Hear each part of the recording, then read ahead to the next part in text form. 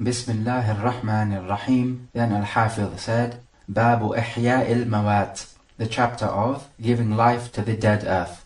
The Mawat, or the dead earth, is land which is not owned by anyone whose life and property is to be protected. Likewise, it is a land which is not used for any public benefit or service. So if it comes under any of these two categories, then this is not dead land. And nobody is allowed to own this land, because either it is already owned or it is owned by the public, so it is for public benefit. As for the people whose lives and wealth are to be respected, then they are of four types: a Muslim, a dhimmi, a mu'ahid, this is the kafir with a peace treaty with the Muslims, and fourthly a musta'man, this is a kafir who is from the land of war with Islam. However, he himself seeks the protection of the Islamic State. So if the Khalifa gives him protection, then his life and wealth is to be respected. As for a Harbi, who is a kafir at war with the Muslims, then his life and wealth is not to be respected and is halal. So as for the Mawat, or the dead land, then this would be a piece of land from which the people have moved away and they have basically deserted this land. So it is not owned by anyone and it is not for the public benefit either. And certainly back in those days, during the time of the Prophet, people would be very eager to own land. And this eagerness could lead people to usurp land. This is why we have the hadith, مَنْ اقْتَطَعَ شِبْرًا مِنَ الْأَرْضِ ظُلْمًا طَوَّقَهُ اللَّهُ يَوْمَ الْقِيَامَةِ مِنْ سَبْعِ أَرْضِينَ. Whoever even usurps one handspan of land, then Allah will put 7 layers of earth around his neck on Yawm al-Qiyamah. So this chapter is dealing with when somebody comes to a barren land and he starts to work on this land, then this land belongs to him. And there is an ijma' of the scholars that this is permissible. So if he starts to grow crops on this land, or if he builds a wall around this land, or anything to give life to this barren and deserted land, then this becomes his property. And the ahadith for this are coming up. Hadith 788 عن عروة عن عائشة رضي الله عنها أن النبي صلى الله عليه وسلم قال من عمر أرضا ليست لأحد فهو أحق بها قال عروة رضي الله عنه وقضى به عمر في خلافته رواه البخاري. From Aisha, the Prophet said, whoever gives life to a land which does not belong to anyone, then he has most right to it. And Urwa says that Umar radiallahu an would give the same judgment during his khilafah. Hadith 789 وعن سعيد بن زيد رضي الله عنه عن النبي صلى الله عليه وسلم قال من أحيا أرضا ميتة فهي له رواه الثلاثة وحسنه الترمذي. From Sa'id ibn Zayd, the Prophet said, whoever gives life to dead land, then it belongs to him. The hadith is Hasan. Both of these narrations are telling us that whoever gives life to dead or deserted land, then this land belongs to him. What is apparent from these narrations is that you don't need the permission of the Imam to own this land, because the hadith is absolute and it does not give this restriction. It's just that some scholars have said that only by the permission of the Imam, who is the ultimate ruler, can you own this land. And this hadith is similar to the Prophet saying, مَنْ قَتَلَ قَتِيلًا فَلَهُ سَلَبُهُ. Whoever kills an opponent in the battlefield, then he can have the belongings of the opponent whom he killed.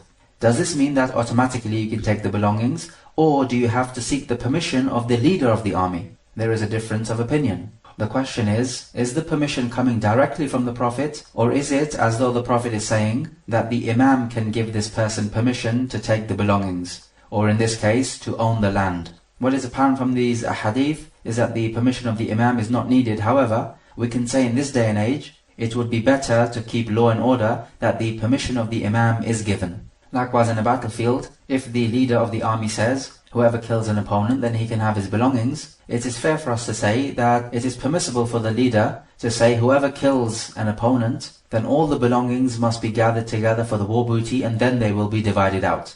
So in a case like this, we give the leader the choice. He can do one or the other. So when it comes to the land, the Imam can say, whoever gives life to dead land, then it is his automatically. Or he could say, whoever gives life to land, then he can have it as long as he seeks permission first. So we give the Imam the choice. And whoever gives life to this land by building on it, or by sowing seeds in it, or by putting a fence around it, and making it a private land, then he owns this land, and it makes no difference whether this person is a Muslim or a kafir, because the hadith is mutlaq or absolute. The majority of the scholars say that the permission of the imam is a requirement for you to own this land, even though the hadith does not indicate to it. However, we say, to be on the safe side, it is better to have the permission of the imam so as to keep law and order.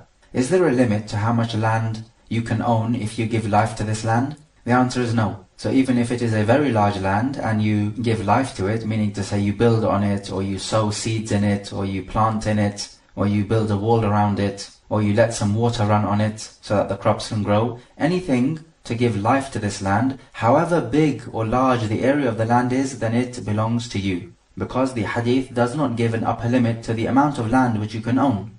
But the question now is, what do we consider to be giving life to this land? Al-Imam Ahmad says, we look to the customs of the people. Whatever the customs dictate to be defined as giving life to the land, then this is giving life to the dead land. Because the point is that anything which the Sharia does not define, then we have to look to the customs of the people. So if somebody builds a large wall around a land, then he has made this land his. However, if he reserves this land by building a small wall around it, or just indicating to the other people that he has occupied this land, then this land does not become his property. Rather, he has most right to give life to this land. Then if he gives life to this land by building on it or by growing crops, then he owns the land. So notice the difference between actually owning the land and reserving the land. So just putting stones or sand around a land, meaning the borders of the land, does not make it yours. Rather, it gives you most right to give life to this land.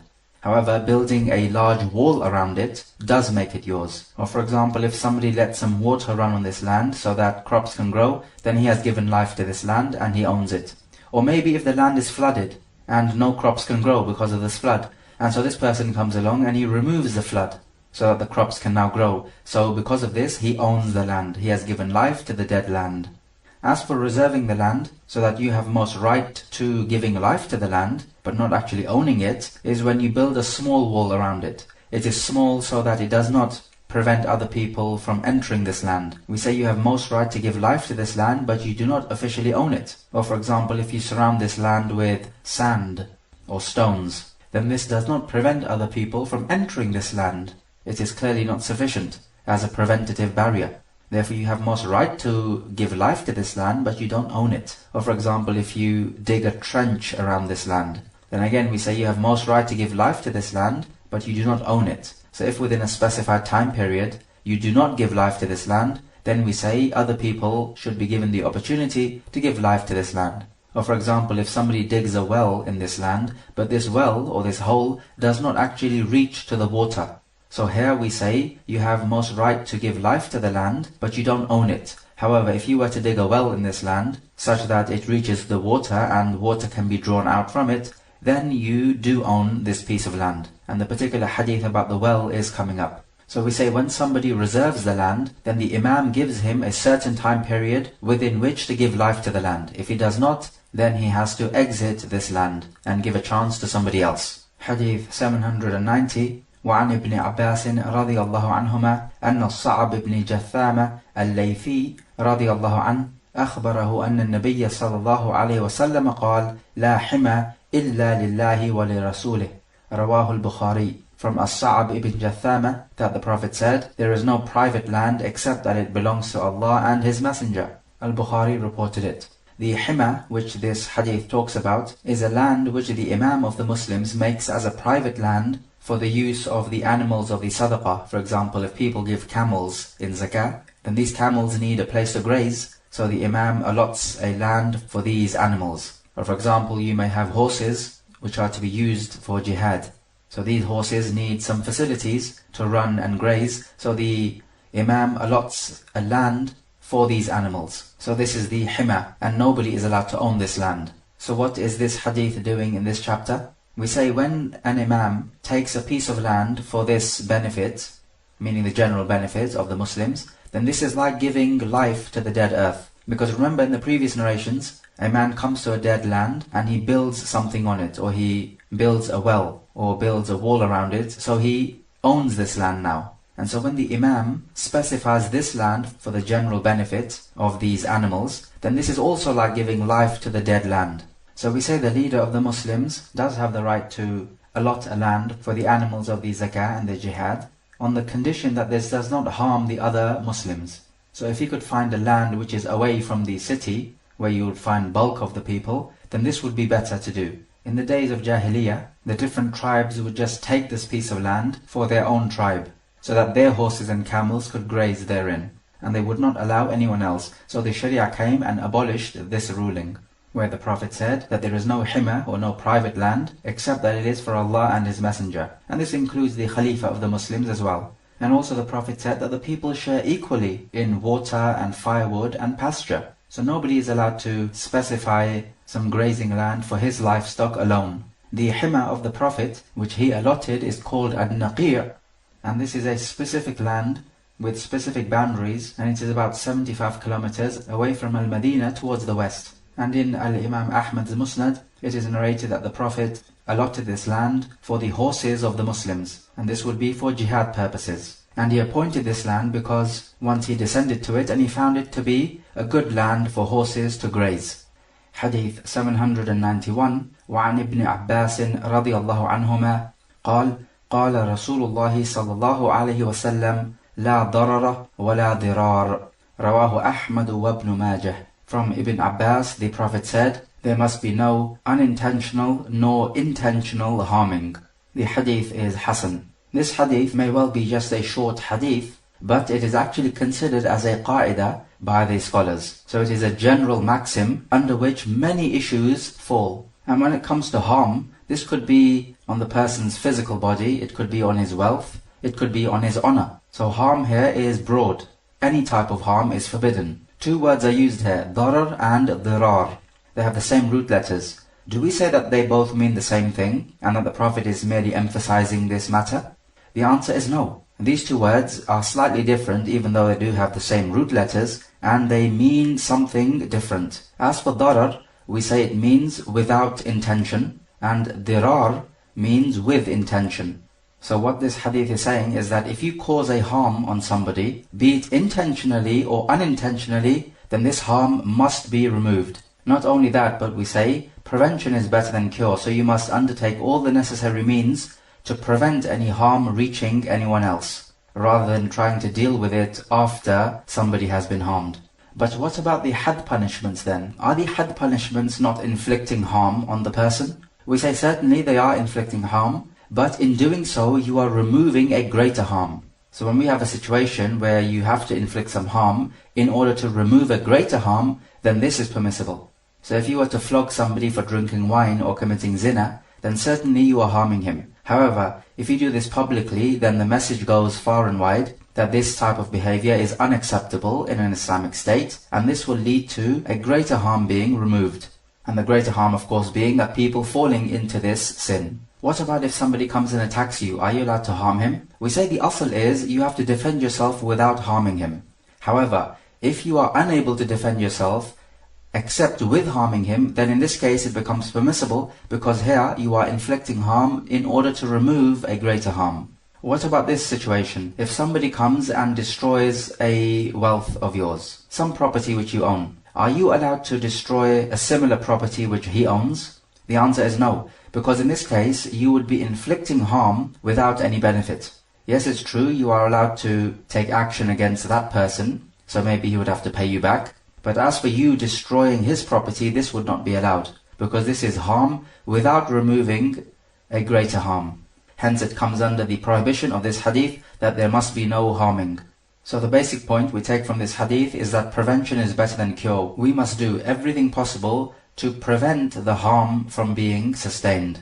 And we take from this hadith also that the Sharia has come to protect the individual people in the population. So it has come to protect the people's deen, their lives, their intellects, their lineage, and their honor, and their wealth. So none of these categories are allowed to be harmed. So khamr, for example, is forbidden to safeguard your intellect. Zina is forbidden to safeguard your lineage, so we don't have any illegitimate children being born, which is something widespread amongst the kuffar.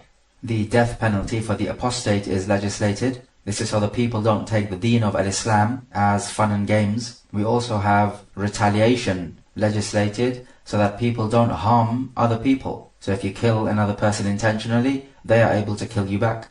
Certainly this is a harm on the killer. However, this punishment wards off a greater harm, which is that if we go too easy on a crime like this, then people will start murdering each other without care. People's honor is also protected. So for example, the punishment of al-qadhaf is 80 lashes. This is when you accuse a Muslim who is known to be chaste of zina and you don't produce any witnesses. So if people go around accusing others of committing zina, certainly this will damage their honor, and this is a darar, a harm. So we find all these punishments and rules and regulations in the Sharia are legislated and are in place in order to prevent harm on a societal level, and also in order to protect these categories which we have mentioned: the deen, the life, the intellect, the lineage, the wealth and the honor. Hadith 792. وعن سمرة بن جندب رضي الله عنه قال قال رسول الله صلى الله عليه وسلم من أحاط حائطا على أرض فهي له. رواه Abu Dawood. From Samura ibn Jundub, the Prophet said, whoever builds a wall around a land, then this land belongs to him. The hadith is sahih. We said previously that giving life to the dead land is determined by the customs of the people. In this hadith, we are given an example. A person comes to a dead land, which is not owned by anyone, and neither is it for public use, and he builds a wall around it. So he does not sow anything in this land, and he does not build anything on this land. What he does is that he builds a wall around it, and this wall is substantial enough so that people cannot pass through. So if he does that, this hadith is saying that the land belongs to him. If it is a wall which is short, such that other animals will be able to jump over it and people can easily step over this wall, or maybe he just puts a boundary using sand or dust, then this is not considered as a wall which makes this land into his possession. It needs to be a proper substantial wall which prevents other people and animals from entering this land. So how high must the wall be? This depends on the customs, of course. So in some countries you will find the wall would be about 1.5 meters, and this would be considered as a preventative wall. Hence the land would become a private land for this person who built the wall. It doesn't make a difference as to what material this wall is built with. It could be built from stone, or from wood, or from mud, whatever is acceptable in the customs of the people. Hadith 793. وعن عبد الله بن مغفل رضي الله عنه أن النبي صلى الله عليه وسلم قال من حفر بئرا فله 40 ذراعا عطنا لماشيته. رواه ابن ماجه بإسناد ضعيف. From Abdullah ibn Mughaffal, the Prophet is reported to have said, whoever digs a well, then he has 40 meters of land around this well as a resting place for his grazing livestock. The hadith is da'if. A dhira' is the length from the elbow to the tip of the middle finger for an average person. So this hadith is saying that if he builds a well, then he has 40 dhira' of land which belongs to him as a resting place for his grazing livestock. So we say if a person digs a well such that it reaches the water underneath, then we say he has given life to this dead land and he owns this land. If he digs a well and it does not reach the water, then we say he has not given life to this land and he does not own this land. However, he has most right to give life to this land. So we say you have priority. You continue digging the well. If it reaches the water, then you will own the land. If you are not able to make the well reach the water within an allotted time period, then somebody else needs to be given the opportunity. So in the case where he digs a well and you are able to extract water from this well, so now this is a well which can be made use of, we now ask the question, why did he dig this well? So what was his intention behind digging this well? If he dug up this well as a public service for everyone to make use of, then we say that this is public water and nobody owns this water. Rather, it is for the public use. And the hadith for this is coming up that the people share in water, firewood and pasture. So we say nobody owns this well specifically. This is simply for the public benefit. Or maybe this person dug up this well because maybe he is a nomadic Arab who travel from place to place, and so they will settle down at a place for a little while and then they will move on. So this nomadic Arab, he settles down in a place and he digs up a well so he can make use of the water for himself and for his animals. So if this is his intention, then we say he has most right to the well. The well is not for public benefit, but rather he has most right to it. And when he moves on, then this well becomes for the public benefit. Or he could have dug this well up for agricultural purposes, so he wants water to grow the crops. If this is the case, then he should be given enough land to grow the crops. The hadith mentions 40 dhira, we say no. He should be given as much land as he needs to grow the crops. As for the 40 dhira, then this hadith is da'if, and so we don't take from its ruling. Some scholars have said that if he dug up this well for agricultural purposes, then he should be given 60 dhira of land around this well. And there is a narration to this effect. But we say the better opinion is that he should be given as much as he needs. As for if he dug this well up for his animals, then some scholars go by this hadith and they say that he should be given 40 dhira. There is another opinion. It says that if the well was already dug up, it was old, and he simply renews this well, then he should be given 50 dhira. And if he dug up a new well, then he should be given 25 dhira. And there is a narration to this effect as well, but these narrations are da'if. However, if the Khalifa wants to go by this hadith and implement this law, then this is up to him. Hadith 794, وعن علقمة بن وائل عن أبيه رضي الله عنه أن النبي صلى الله عليه وسلم أقطعه أرضا بحضرموت رواه أبو داود والترمذي وصححه ابن حبان. From Alqamah, that the Prophet gave Wa'il some land in Hadramaut. The narration is Sahih. Hadith 795, وعن ابن عمر رضي الله عنهما أن النبي صلى الله عليه وسلم أقطع الزبير حضر فرسه فأجرى الفرس حتى قام ثم رمى صوته فقال أعطوه حيث بلغ الصوت. رواه أبو داود وفيه ضعف. From Ibn Umar, he says that the Prophet allotted some land for Az-Zubayr. The Prophet made the horse run, and wherever the horse stopped, this was the land which was given to Az-Zubayr, except the Prophet then said, throw the whip, meaning the whip of the horse, and wherever it lands, then give him this piece of land. So in total, the land was the distance which the horse ran, plus an extra distance where the whip landed. So this was the amount of land he gave to Az-Zubayr, and this narration is da'if.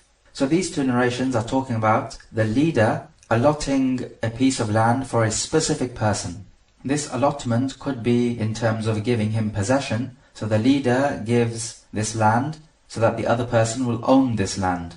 Or it could be that the leader gives this land to another person, not to own, but rather to make use of. So in this case, the person given the land would have most right to the land, so it would not be for public use. So these are two categories. But when it comes to the first category, some scholars say that when a ruler appoints some land for another person, this is not to give him possession of the land, rather it is for this person to have the opportunity to give life to this dead land. So he needs to build on it, or grow crops, or build a well, something to give life to this land, and if he does this, then he will own this land.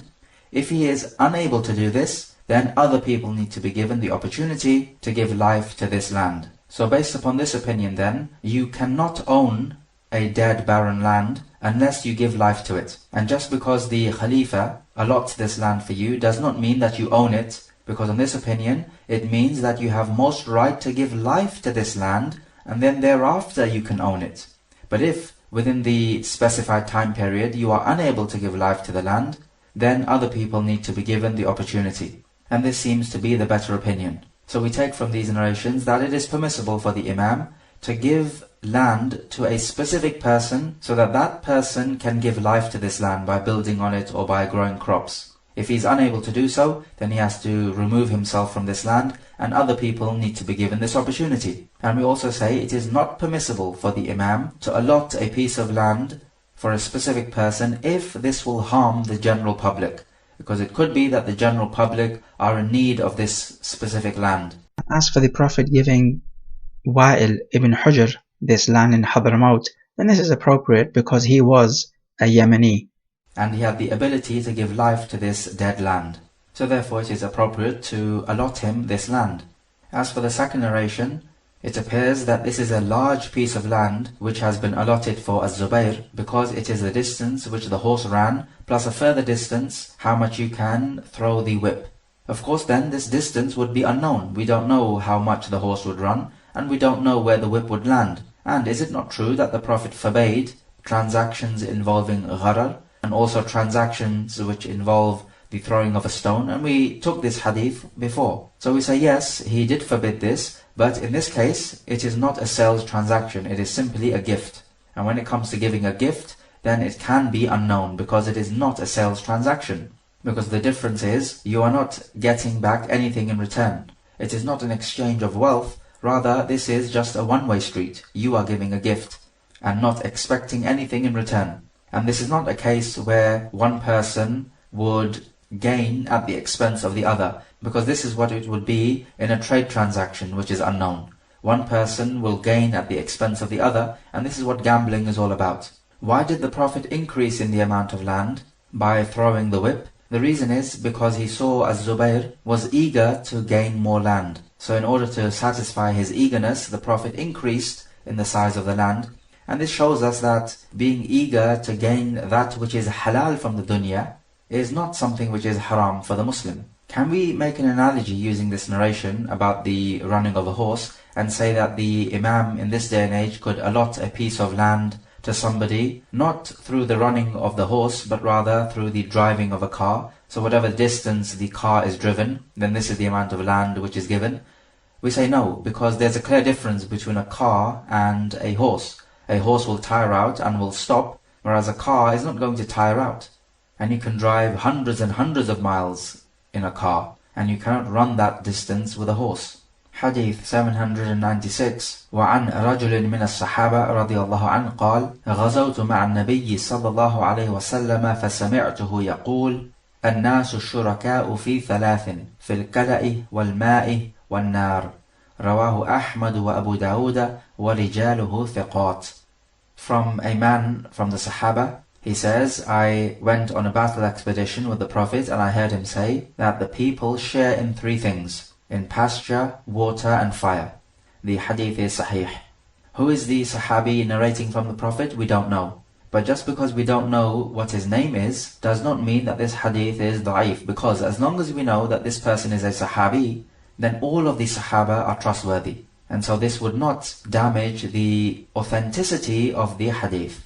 So three things are mentioned: pasture, which includes grass, so the animals can feed on this, and it includes water, so this would be water from a well, and it also includes fire, meaning to say firewood. But this comes from the tree which Allah Jalla wa Ala grows. So pasture, water and firewood is something which Allah Jalla wa Ala grows, as it comes about naturally. Yes, it's true, humans can play a part, but the most we can say is that the humans are a sabab or a cause for these three things to be grown or brought into existence. So if we take grass for example, then this is something naturally grown by Allah Jalla wa Ala, and the people share in this. As for if a person cuts this grass or this pasture and he takes it into his private dwelling or home, then he privately owns it, and this is not for public benefit anymore. And we can say the same thing with the firewood. The tree wood is for public benefit, but as for if somebody cuts this wood and takes it into his own private dwelling, then he becomes a private owner of this wood, and it is not for public benefit. Likewise, when it comes to water from a well, this is for public benefit. Nobody has private ownership on this, except if a person takes out this water, bottles it up, and takes it to his private dwelling, then he becomes a private owner of this particular water. So is it permissible to sell water from a well? The answer is no, because everybody, the public in general, owns this water. And you don't have any private ownership such that you can sell this water. As for if you bottle it up and take it to your private dwelling, then you become the private owner. This water you can sell now. But as for the excess water which is in the well, then this is not allowed to be sold, because it is the ownership of the public, as it is Allah Jalla wa Ala who has brought forth this water. What about if this grass or pasture is in your private land? Are you allowed to prevent other people from making use of it? The answer is no. In accordance with this hadith, the people share in this pasture. So let's say somebody builds a wall around a land and he owns this land, but this land has pasture which the people need for their livestock. We say in this case it is permissible for the Khalifa or the Imam to force this man to allow other people to make use of this pasture for their grazing livestock. Because the pasture comes out naturally by the action of Allah, and the people share in this. Allah Jalla wa Ala says in the Quran, أَفَرَأَيْتُمُ الْمَاءَ الَّذِي تَشْرَبُونَ أَأَنْتُمْ أَنزَلْتُمُوهُ مِنَ الْمُزْنِ أَمْ نَحْنُ الْمُنزِلُونَ. Do you see the water that you drink? Is it you who cause it from the rain clouds to come down, or do we cause it to come down? لَوْ نَشَاءُ جَعَلْنَاهُ أُجَاجًا فَلَوْلَا تَشْكُرُونَ.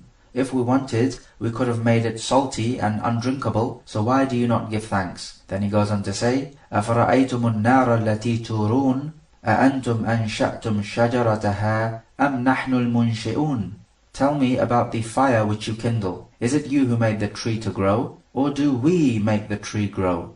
So of course the answer is Allah Jalla wa Ala does this. These things grow naturally. Then he goes on to say about this tree, نَحْنُ جَعَلْنَاهَا تَذْكِرَةً وَمَتَاعًا لِلْمُقْوِينَ. We have made this fire as a reminder of the fire of Jahannam, and also the fire as an article of use for the travelers and everyone else. So meaning to say, this firewood is first of all as a reminder of the fire of Jahannam, and secondly, it is to be made use for the travelers and all other people. So nobody owns this specifically. And so we say, even if this well is in your private land, you don't own the water. The water is for public use. So the people are allowed to come onto your private land and make use of this water which Allah has given for everybody, because the people share in the water. Some deviant scholars have used this hadith to promote communism. They say that all the wealth must be shared out between the population, and they're saying, look, the Prophet is saying here that the people share in these three things. But we say that this hadith is an evidence against them, not for them, because the fact that the Prophet has specified that these three items are shared amongst the public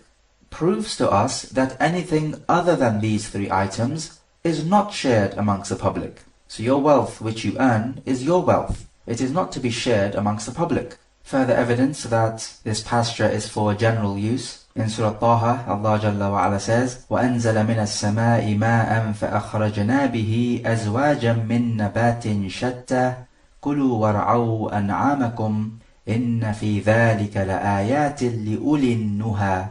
And He has sent down water from the sky, and we bring forth various types of vegetation, so eat from it and let your animals graze. Verily, in all of this, there are signs for a people of sound intellect. Likewise in Surah Al-Hijr, فَأَنزَلَ مِنَ السَّمَاءِ مَاءً فَأَسْقَيْنَاكُمُوهُ وَمَا أَنْتُمْ لَهُ بِخَازِنِينَ. And we have sent down water from the sky, and we have given you to drink from it, whilst you could not store this water. So the point is, all this water is coming from the action of Allah Jalla wa Ala. At most, the humans are a cause for the presence of the water. So we say with these three items, it is haram for anyone to prevent another person from making use of it, because Allah Jalla wa Ala has made all the people equal in these three beneficial items. And even if you think about it reasonably, you will find that preventing other people from these three items is a lowly form of character, because these are basic items which everybody needs. We said previously that the Sahabi of this hadith is unknown, and that this does not damage the authenticity of the hadith, because all the Sahaba are trustworthy people. But somebody might say, is it not true that the Sahaba also performed major sins? We say yes, there were Sahaba who performed major sins, but their case is special because they had so many good deeds which would outweigh their major sins. And the case of Hatib is a very good one. He informed the Quraysh that the Muslims are about to attack them, and this is clearly seen as treachery. And Umar radiallahu anh wanted to cut his head off, but the Prophet told Umar, but Hatib was in the battle of Badr, was he not? And perhaps Allah has looked down upon the people who took part in the battle of Badr, and He has told them, do as you wish, for I have forgiven you. And Umar broke down in tears and he said, Allah and His Messenger know better. So the Sahaba have a special status. Allah Jalla wa Ala has already told us that He is pleased with them and they are pleased with Him. So even if they did commit major sins, they repented from them, and all of them are trustworthy. Somebody might also use another example to argue against this point. We have a situation where Abu Musa al-Ash'ari went to the house of Umar and he sought permission to come in. He sought permission 3 times, and Umar did not respond. So Abu Musa turned back. So when Umar got to find out about this, he asked Abu Musa, why did you turn back? And Abu Musa al-Ash'ari explained the hadith about the Prophet that you should seek permission to enter a house 3 times at most. If you receive no reply, you return. And Umar did not accept this hadith from Abu Musa the first time round. Umar said that you have to bring a second person who will testify to this hadith. So some people might use this narration to say that the Sahaba are not trustworthy, because if they were all trustworthy, then Umar would not need a second person to verify what Abu Musa was saying. But we say in this case, Umar radiallahu anh did not deem Abu Musa to be untrustworthy, such that he wanted a second person to verify what he was saying. Rather, Umar wanted to make sure of this hadith, because it could be that Abu Musa understood this hadith in the wrong way, not because Abu Musa is narrating something he did not hear from the Prophet. So there's a difference. And also, at that time, there were some tabi'een, because Umar was the Khalifa at that time, and he would have wanted to show the tabi'een that if you hear a hadith from somebody, then you must make sure about it, just as Umar here is making sure. But this does not mean to say that Abu Musa is untrustworthy.